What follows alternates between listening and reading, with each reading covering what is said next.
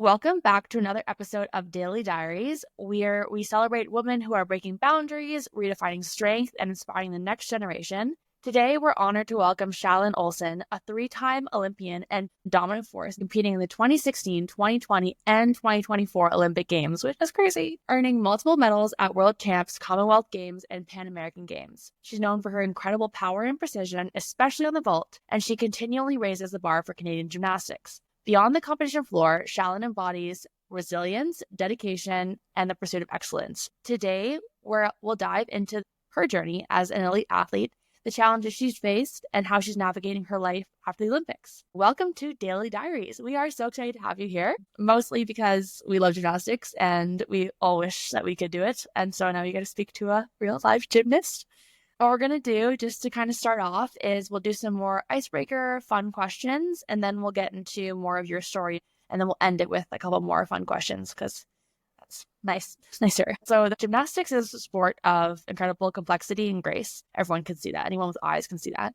For those who might not be familiar, though, are you able to describe in 30 seconds what gymnastics is? Gymnastics is obviously super beautiful and elegant, just kind of like how you described off the bat. And it's a big adrenaline rush and honestly just so much fun. I love doing it and I enjoy doing it every day. That's a great answer. That was definitely 30 seconds. Everyone says that when they're at their best, they love it the most. And so that's like perfectly in line. Okay, next question. Every sport has intricacies that fans might not fully grasp.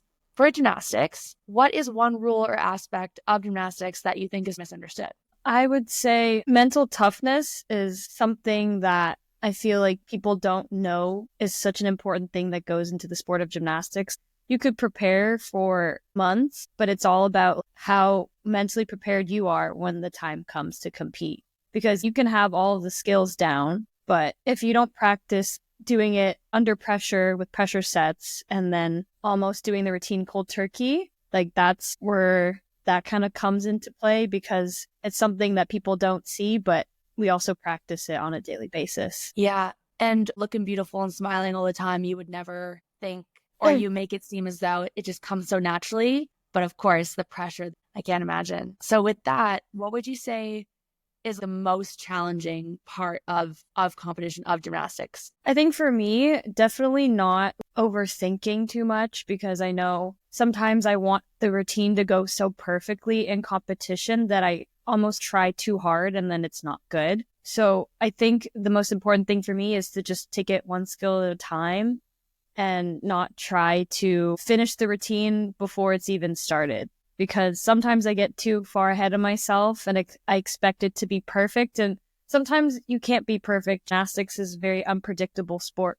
You just kind of have to take it one step at a time, one skill at a time, and really I like to focus on my breathing, which really helps. Yeah, that's huge. Breathing is such an important factor in all sports. To calm the nerves and just to flow is definitely what you want with that. This one I'm kind of curious about. Okay, so nutrition is so key for peak performance. Everyone talks about nutrition and their habits, but on competition day, it completely changes, or it doesn't. I don't know. But for you, what is your meal for competition day, and how does that even look, because you have so many different events? I try to do what I normally do, just have like a normal breakfast. I always bring snacks in my bag because I can't train for like hours on end with no energy. So I try to bring like an energy bar or like an energy drink or something to kind of like keep my spirits lifted. Yeah, it's important to have like those snacks in between, because like I definitely run out of energy halfway through practice competition. So if I'm going like 5-6 hours of training with no fuel, then I will be super tired by the end of the meet. It's important to feel my body correctly and just keep the same pattern that I always do day in and day out. Awesome. With that, is there any ritual or superstition, either like with what you eat or how you get ready or how you like walk into the competition venue that you have? I wouldn't really say I'm like superstitious, but I just like to keep everything pretty simplified. I like to do things the same way that I always do. Like I'll always listen to music before a meet. Like sometimes it gets me pumped, and then other times I'm like, nobody talk to me. I need to get in the zone. And I just block everything else out. And I come in with like this attitude of like, I need to attack all of my routines. And this has worked for me when I was in university, but when I was mad and angry, I would do better routines because when you're mad, you're attacking the equipment and you're giving it 110%. Whereas like if you go soft, then it's not going to be as good. So before Olympic trials, I told the physio and some other people, say something to piss me off. I was trying to get people to make me mad because I was like, I need to perform angry. So that was the one thing for me, is to like do something that'll tick me off so I can perform like 3 times better. Personally, huge fan. Huge fan of the energy and approach. So yes, love it. Okay, next question. This one is 2 truths and a lie. So it'll be, 2 true statements and 1 lie that you could say about competition, gymnastics, your life, whatever in general. And then I will guess which one is the lie. Okay, these are kind of lame, but I wrote them on my phone. No, that's awesome. Okay, first one is I skated when I was younger. I passed all of my swimming classes, and I love ketchup. Which one is the lie? You said they're all lame, but they're all very like even. You know, do you not like ketchup? No, I love ketchup. That's a truth. Thank God. Okay. Which one's the lie? You didn't pass your swim classes. You didn't pass swimming. Yeah, I didn't pass my swim classes. It's okay. That's how I knew I wasn't going to be a swimmer. Yeah. I mean, we all learn lessons in a variety of ways. I know you said they were lame, but honestly, those are the hardest ones when they're all like, it could be anything. So next question, beyond gymnastics in your everyday life, what is a skill or hobby that people might be surprised to learn that you have?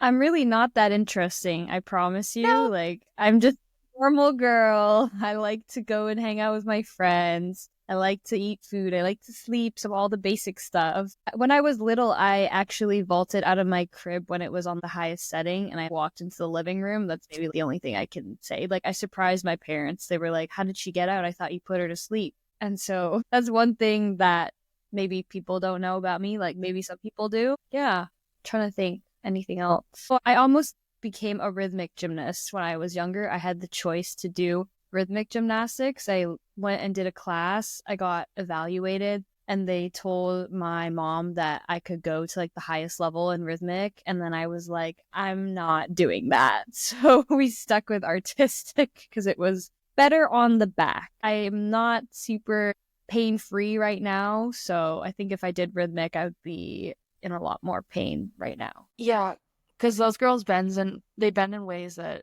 they're like over themselves all the time. Yeah. It's crazy. That ain't normal. But I mean, mad respect. Okay, so now we'll get into the more you the athlete questions and your story. So you don't just get to go to the Olympic Games. It's not just like a walk up, show up, and get accepted to go. You have to earn it. And that in and of itself, I'm sure you could talk for hours about. But you earned the bid to represent Canada in Rio, in Tokyo, and Paris. With these experiences, how on earth did each Olympic Games, how were they different for you? And how did you grow as an athlete from Olympics to Olympics, having started so young and then having gone to 3? Honestly, when I went to my first games when I was 16, I was just happy to be there. I went in with no proper expectations of myself. I was just excited that I made the team, and I was excited that I got to represent Canada. But as the years went on and I was still training, and then I made my second Olympic Games, I had more of a clear-cut goal as to what I wanted to achieve. And there's kind of the same thing for Paris, because I don't want to say like I didn't set my standards high, because I feel like I did, but I feel as though I kind of go in hoping for something, but if it doesn't happen, then I won't be like, super upset. But as the years progress, I've learned that I shouldn't be so hard on myself, because sometimes I forget to celebrate those small wins, because I always want to just be like, oh, I want to get a medal, but like anybody can say like I want to get a medal, right? So I think it's important to celebrate what you've achieved instead of just being like, oh, well, I got 8th place in the vault final, and like that's not good enough. Yeah, I will be nitpicking myself for the rest of my life that I fell in the vault final, but I'm just grateful for the opportunity that I was able to do it again for the 3rd time in a row. And I think that's a huge accomplishment in itself, is that I get to do this sport that I love and I don't have to. So I'm super grateful for Gymnastics Canada, seeing the effort that I put in and day out and giving me the opportunity to compete on the world stage. No, it's really special when you have so many accomplishments and you've done so many things that you can honestly look back and be like, okay, I don't need to be nitpicky. I have so many things that I did. I can actually just sit back and be like, okay, that was pretty sick. Like I did that and enjoy that for what it is. So that's really important to hear and really encouraging for anyone listening. Yeah. Like I think it's a great feat to be able to make it to a final, but anything like getting a medal would have just been the cherry on top for me. Obviously, that was my goal going in, but if it didn't happen, I don't think it would have been the end of the world. It was just something that I really wanted, so it would have made me like obviously really happy, but sometimes gymnastics just doesn't go the way you want it to, so you can't control Yeah, those were some of the most important years of your life just as a human. How did you make time for both you, the person, and you, the athlete? And what were the most important parts of your daily routine or schedule that kept you sort of progressing and developing outside of sport? I think I just kept it pretty normal, like just surrounding people that love and care for me, seeing my family. They really just kept me grounded and motivated me to still try for the Olympics, even though I am getting older and gymnastics is definitely more tough on your body as you age. But a lot of it has to do with like my internal motivation to keep pushing boundaries and keep trying to be better than I was yesterday. So I think Ellie Black is like a huge inspiration for me. Like she's still doing gymnastics at her age, and that's super inspiring, not just to me, but a lot of other Canadian gymnasts across the country. And she obviously was like my teammate and my role model, and she always is there to cheer me up and convinces me to keep going and pushes me in the best way possible. Yeah, it's really awesome to have mentors like that in our sport that, you know, are from our country and are still doing it. You can't ask for anything better. Speaking of that, at the Paris Olympics, Canadian women's gymnastics had their best ever finishing fifth, right? Like that's the best ever. And you're part of that team. You played a pivotal role. Can you share your thoughts on that accomplishment and what it meant to you to be able to do that? I don't want to say obviously for Team Canada, but more for yourself. Yeah. Yeah, that was such an honor for me. We have not been in team finals since 2012, I think. I wasn't a part of the 2012 team, but it's funny because Ellie was a part of that team however many years ago. And for her to make it to team finals again with the Canada team was such a like full circle moment for her. And also first time experience for me. Like this is my third Olympic Games and this is the first time that I'm going to a team final. So that was super exciting. And even though I wasn't doing all around, I was just doing vault. So it was different for me because the past two games, I was used to competing only twice. And this time, because I was in the team finals, I had to kind of readjust and try to figure out how it's going to work because I was competing an extra day because of team finals. So I was doing qualifications, team finals, and then vault finals. And that was something that I didn't really have a ton of time to prepare for. But we went in with the expectation that we were going to be in team finals. But when you're actually competing and you're doing it, it's a lot more taxing on your body because it's like you prepare for this moment your whole life. But then it comes to competing 3 days back to back. And I was pretty tired by the time team or event finals came at the end of the week. So that was definitely an adjustment. But again, I'm super grateful for the opportunity. I'm honestly amazed and so proud of my teammates for making it to team finals. Yeah. I mean, we all saw it. It was huge. And then not only that, but after you finished, you guys had that viral moment where then you became recognized internationally as like the greatest representation of sportsmanship. Knowing that not only are you part of Canada's best finishing Canadian women's gymnastics team, but also that you embody so much more than just that finishing place. Like now you're kind of the example of sportsmanship. What does that award and recognition mean for Gymnastics Canada for the women's team? I think that is inspiring the next generation. We have a lot of up and coming athletes, and I'm super blessed that they have like me, Ellie, and Rose, and Danelle to look up to. So being that those people to like pick up other athletes when they fall, I think is respected a lot around the world. And that was just such a special moment for everyone to witness. Like, I didn't even know that I was being recorded because I had my back turned towards the camera. But when I went on social media, my friend was like, "Oh, did you see that video of you consoling the French gymnast?" And I was like, "No." And then I go on, and I'm like, "Oh, I didn't know that they posted that." So I was super like caught off guard because I didn't even know anyone was recording us. But yeah, that was a really special moment. And like, I felt for the French gymnast, I felt for Melanie and the whole French team, right? So we all want to see each other succeed. And there are tough moments in gymnastics, like I said, and it can't always go perfect, but it's important with how you carry yourself and how you pick yourself back up when you fail. So if you fail, then you come back stronger. As a spectator, when you're watching gymnastics, it's so personal. Like, it's so personal. And you see the expression on their face. They're trying to play it cool, but and then just the letdown when something goes wrong, and you just ache. You just like, you die a little bit on the inside because obviously that was like their greatest fear. But then to know that our Canadian team knew that, recognized it, and was actually there for when like a moment when that happened to someone at the Olympics, like, bow down. It's all you can ask for, right? Like, that's how you lead. That's how you lead forward. And yeah, it was really special. Of course, it was awesome that it got circulated, but more so to see what it represented as far as like women in sport and supporting each other. Like, that was huge. So we love that. On top of that, then, since your debut in 2016 on the Olympic team, I don't think it's so obvious Canada's gymnastics has grown.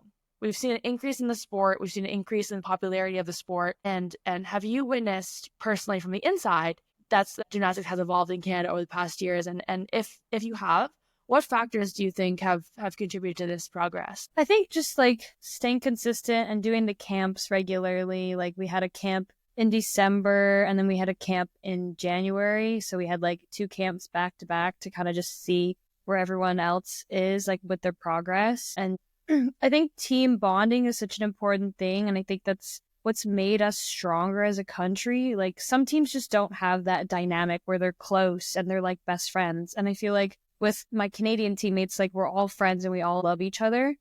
And that's very similar to how my college experience was. We all were friends, right? So if you have that close dynamic with your teammates, then I think that just makes it more special because you don't even want it for yourself. You want it for the person on the event. You want it more for them than you. So I think that's something that makes us really strong as a country. And obviously everyone's super talented and everyone has the work ethic. So just, being consistent in our trainings, having the camps, and just doing team bonding activities together, I think that's really just made us stand out. And just doing everything right to like recovery, eat, sleep, that has really benefited us as well. Nice. Good takeaways for listeners. Bonding. We love that. Yes. Okay, well, you touched on it, pursuing higher education. So you went to the University of Alabama.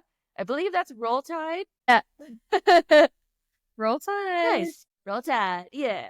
I mean, the demands of the dynasty that is the D1 gymnastics program in and of itself. How on earth did you balance academics and athletics with all of that, and what strategies did you use that you found effective? Well, I really wouldn't go in saying like college is easy, because it's not. There were times where I was up super late studying for an exam, and then I had lift early in the morning the next day. And it's just all about time management. University is all about how you manage your time. Like, it's pretty straightforward. You go like to class in the morning, you do like lift right after, and then you come home, eat dinner, and you study. And that would be pretty much my normal routine, like every day. And then we had competition too. So like, I had to go to my professors and ask them like, hey, what assignments am I going to miss? I have competition this week. And I would give them my letters to show them that I'm actually away and I'm not just trying to skip out on class. But yeah, just really being on top of everything and being open and honest about what's happening in my life. And like I said, time management is the most important. So if you don't have good time management, then college is really difficult. Yeah, but yeah. Be hard pressed to think a professor thinks you're skipping class to go to a competition. But I guess you never know. Yeah, I had a teacher one time that thought I was just skipping class because I didn't want to be there. And I legitimately told him, like, I can't make it to class. I have practice. And I asked him, like, can I make up the exam? and he was being so stubborn, not helpful at all. And then I had to go to my advisor and tell my advisor I wanted to drop the class because he was not being accommodating towards my schedule. And she like dropped me out of that class really quick. And then as soon as I dropped out of the class, the professor was like, "Oh, I'm sorry, you can make up the test, da da da da. Like, I want you here as like my student." Like, he felt really bad after I dropped out. And I'm like, "Sorry, not coming back. You screwed up and I'm leaving now." So, lesson learned. I mean, did the guy not know who you, respectfully, did he not know who you were? Like, I've been to 2 Olympics. I'm not going to go to class. Yeah, they just think that I'm making an excuse, but I really wasn't. I had training and competition, and he thought I was just missing out for the sake of, I don't know, whatever. And he just thought I was not wanting to go. And I mean,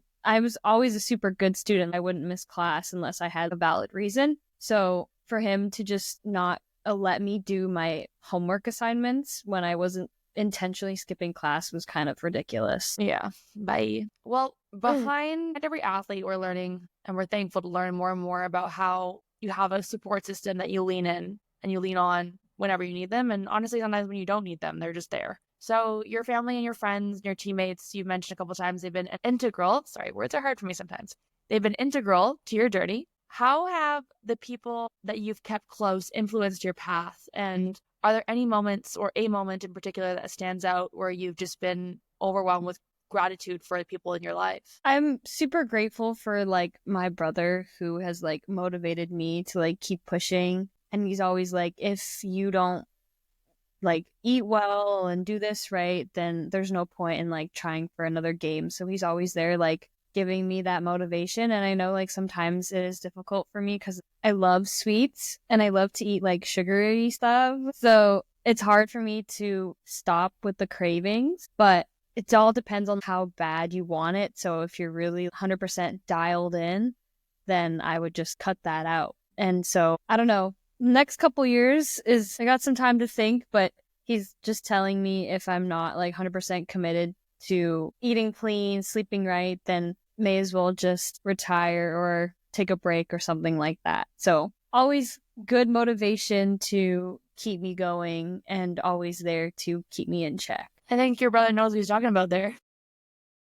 Yeah, he's definitely a good older brother. Candy every once in a while, though. That's fine. Yeah, I know. It's so difficult because it's like, everyone always asks me like, "Oh, how's your nutrition?" And I'm like, I just try to eat like a normal person. Like, I work out and then I burn off all my calories, and I eat not like horrendous, but I eat like meats, salads, have like eggs and toast for breakfast. And then I just bring like a protein bar or like some cheese or like chocolate milk or something, right? To give myself energy throughout practice. But I don't know. Sometimes I think they exaggerate a little bit because they know as a kid I had a big sweet tooth. So they think that I'm like carrying that into adulthood. But I appreciate them looking out for me. So they always keep me on my toes.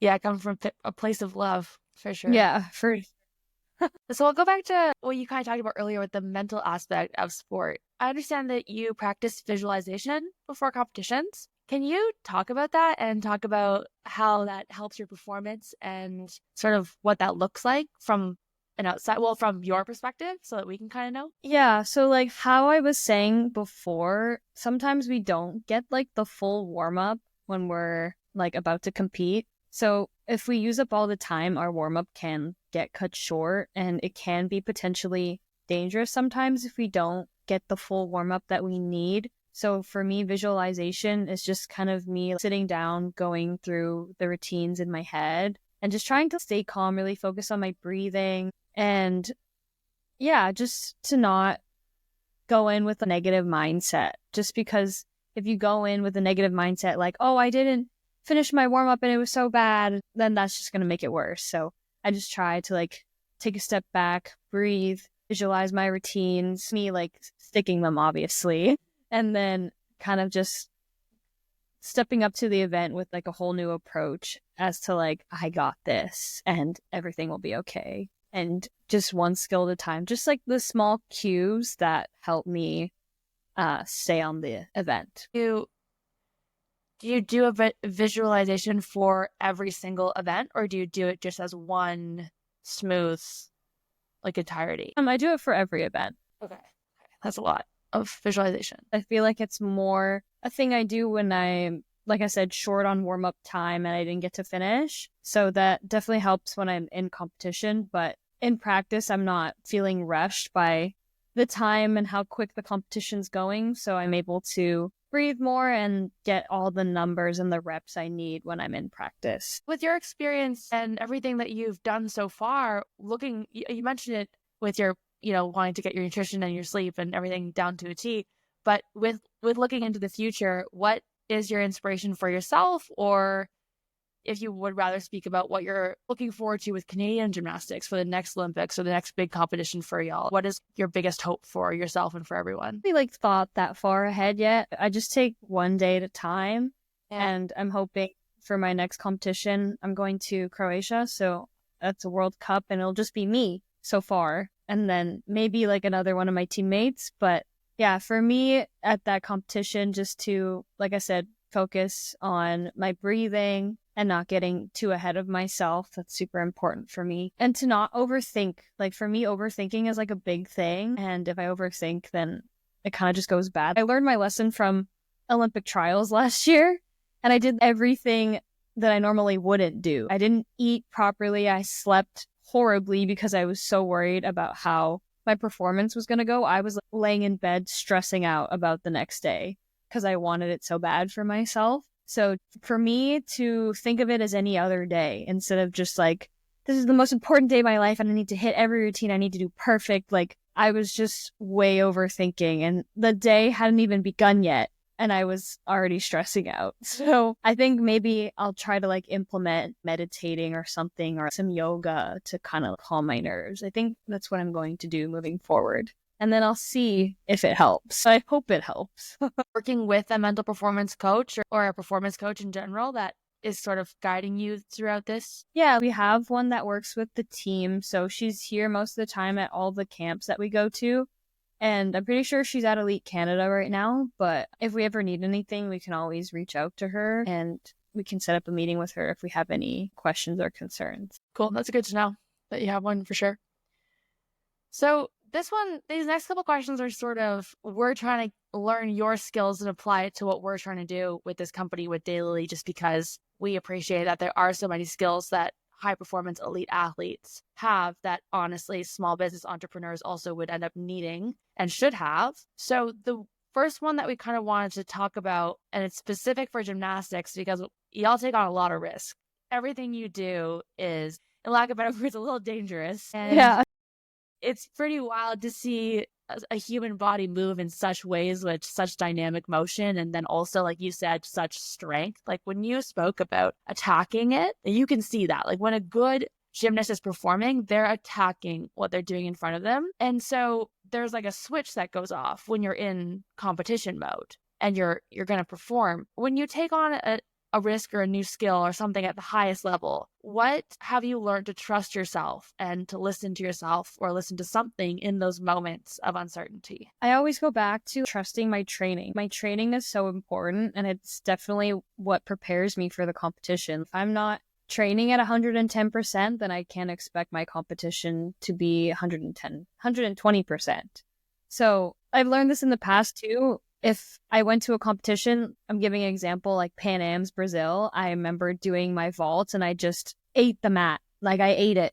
And that was because my coach was like, you didn't practice enough. And I said to her, I'm like, you know what? You're right. I didn't train enough. And this is why it's not good. But those were the warm-ups. But I'm really mentally tough and strong. So when it came to the competition, I ended up putting it up onto my feet. But I think I'm a little bit of an exception because if you look at any other gymnasts and they know that they haven't trained enough, they probably would fall. But because I have a lot of it coming from inside, I have a lot of heart that I put into it, and I sometimes push myself to do it even when I don't want to. That's the drive that really helps me when it comes to competition. I have internal motivation. I don't really know how to describe it, but I put my heart into it. If I'm vaulting and I'm I need to do this vault, I will put my whole heart into it so I land on my feet. That I don't know how to else describe it. I mean, that's the dream though, right? You're you know what? I'm just going to put everything I got into it. And no matter what's happened and no matter how my preparation's been, this is me. And you just full send. That means that you've then spent years under pressure, years performing, with gymnastics, trying to be perfect and get that perfection. With starting something new or doing something like that, I don't know about you, but I have like a huge fear of failure. But it doesn't really sound like you have that. Or if you do, how do you work with it? How do you use it to your advantage? Turn it from being scared to fail to feeling that you can succeed no matter what. I mean, I've definitely experienced my moments of, failure. Like Olympic trials was pretty bad for me because I just did everything wrong because I was so nervous. I was so nervous that I couldn't do my daily activities. That's how serious I took it. Like I wanted to do so well that I was so nervous I couldn't go through my daily life without panicking or freaking out. So I think, like I said, implement my yoga or breathing would help me a lot. And I don't really think I have a fear of failure. I have to just kind of give it all I got in competition. And if I give it everything I have, then I know that I did the best that I could. But if I hold back, then that's where I kind of get mad at myself because I'm like, why didn't I go for it? Do you know what I'm saying? Because sometimes I mess up and I'm not scared of failing. I think I get more mad when I fail because then I get pissed off and I want to do better next time. So if I do mess up, I'm like, man, that sucked. And then I just kind of have to pick myself back up and be like, okay, I'm going to do better next time when the next competition comes around. But for Olympics, I was pretty pissed because I'm like, how can I mess up in the finals for the third time in a row? I think I'm just secretly cursed, but I don't know. I really just wanted it to be a day where I didn't struggle on vault, but I think because it was, like I said, 3 days in a row of vaulting, I was pretty tired by the end of it. So that was definitely something that I was not used to. Yeah. Yeah. And the amount of strength and force that event requires. Yeah. I don't think a lot of people know what that probably takes to be able to get out there and do that. So yeah. Okay. So one of the biggest things that we talk about for what we're trying to do is that we think that women and traditional standards of how and what we wear are overlooked. And especially as an athlete, have you ever felt like you don't fit into the mold of what you're supposed to look like or what you're supposed to wear? And if you have, how do you navigate that, and what confidence do you use to sort of embrace your own path, have your own shrug it off kind of thing? Honestly, I feel like I don't really pay attention to people commenting on my body, and I don't think it's been a huge concern for me. I feel like there is a specific body type that people expect gymnasts to look like, but again, all bodies are different, all bodies are beautiful. So I think regardless of how you look, it shouldn't really matter. And if you're happy doing the sport you love, then who cares what anybody else thinks? I think if you're happy in your own body and you love yourself, then that's quite literally all that matters. But I know leading into the Olympics, people had a lot of negative stuff to say about me, but I just blocked it all out. And I didn't look at anything. I didn't care. So as long as I'm happy with myself, then nobody else's opinion should matter except my own and the people close to me. That's a really healthy perspective, and I hope that all the next generation, young generation, and as a matter of fact, all generations that are listening to that can hear a gymnast say it don't matter as long as you love yourself and you can use the body that you have to be the best you can be. That's all that matters. That's huge because people honestly don't think that way. They expect you to look a certain way, and it's we're not all going to fit into that specific mold. So if you don't fit their criteria, that doesn't matter because they're not the ones in charge of you. They don't run your life. You run your own life, so you make your own rules. That's how I see it. Amen. Amen.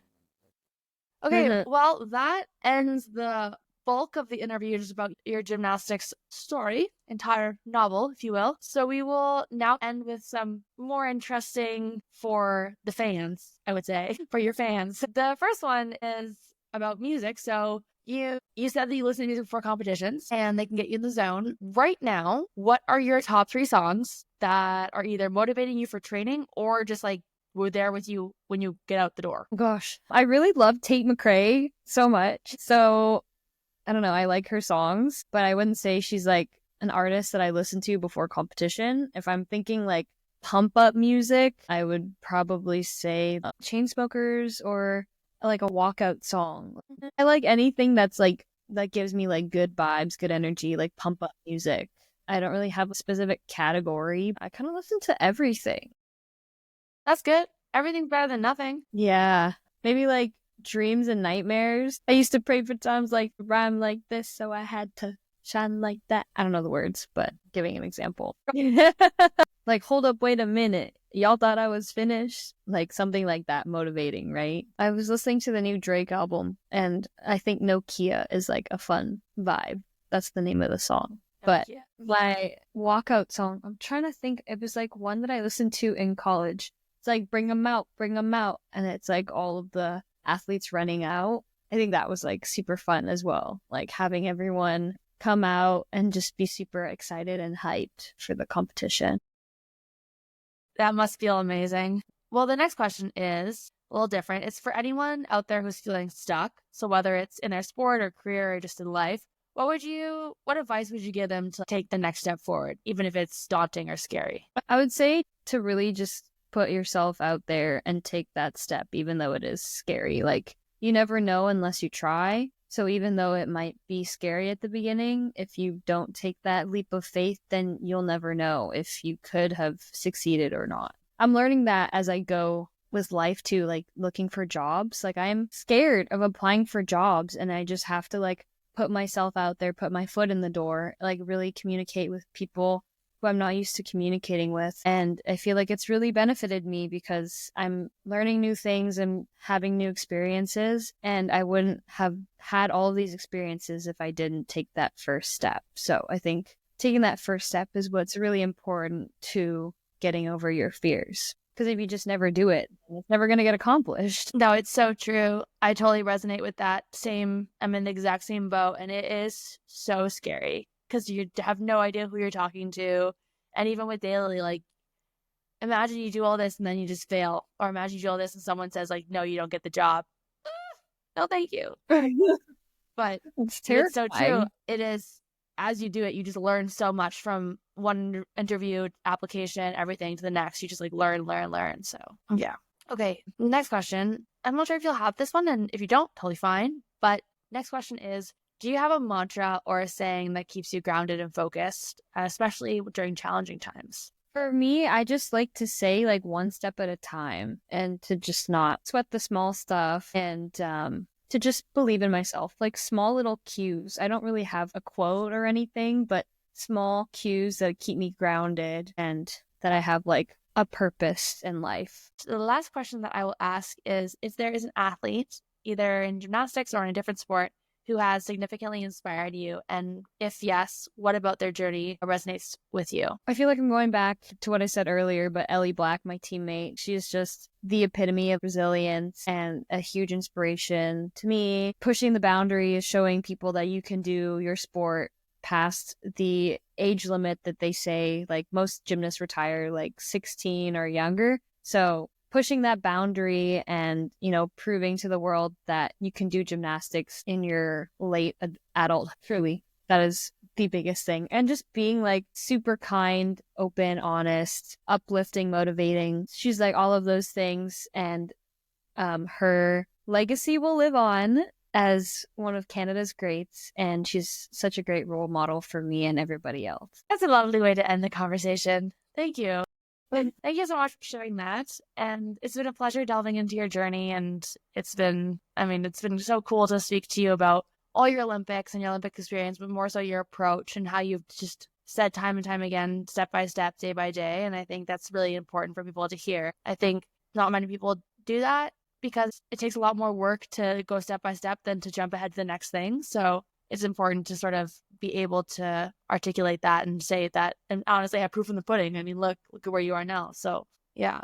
And then we'll just end do you have any advice that you'd want to share with aspiring gymnasts, Canadian gymnasts, or any message that you want to convey to anyone listening? I would just say to not give up on your dreams. If that's something that you like really, really want, then I would say go for it, give it 110% of your effort, and don't let anybody dim your shine or dim your sparkle. I don't know what the saying is, but be yourself, be you, be great, and own it.